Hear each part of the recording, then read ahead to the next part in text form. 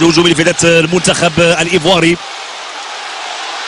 كرة وصلت لهالر خطيرة خطيرة خطيرة خطيرة والهدف خطيرة والهدف. سيباستيان هالر يتمكن من وضع الكرة في الشباك.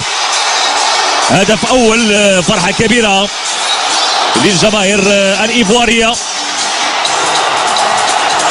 قلت بأن سيباستيان هالر لاعب خطير كيتمكن من وضع الكرة في الشباك، وهدف أول لفائدة المنتخب الإيفواري. هدف كيجي في الوقت بدل الضائع،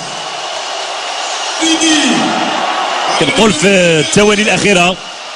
إذا المنتخب الإيفواري ينجح في الوصول لشباك الحارس ياسين بونو.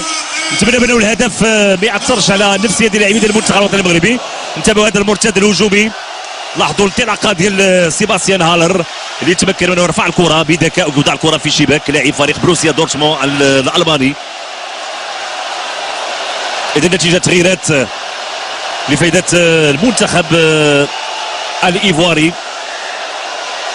لاحظوا التحركات ديال سيباستيان،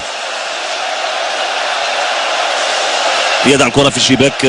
هدف اول لفائده المنتخب الايفواري.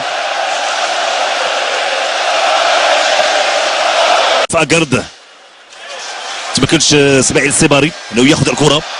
عز الدين أولاحي، فرصه لفائده المنتخب الوطني المغربي. هذه فرصه بلال خنوس، خنوس غادي يعمل بلال خنوس تمريره البحث على ايوب الكعبي. فرصه فرصه فرصه، والهدف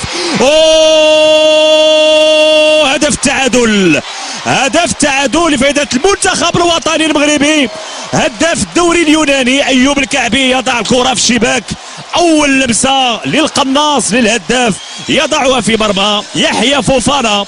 فرحه كبيره الجماهير المغربيه واللاعبين ديال المنتخب الوطني المغربي. تحدثت على ايوب الكعبي هداف الدوري اليوناني، 5 ديال الاهداف، متالق حاليا مع اولمبياكوس، وكان ساهم في فوز ديال فريق اولمبياكوس في العديد من المباريات.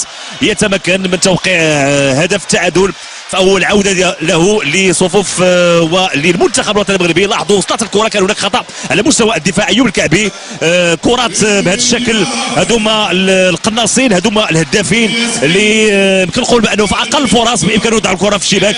اذا ايوب الكعبي يعيد عقارب المباراه لنقطه البدايه. هدف ليميت بين المنتخبين.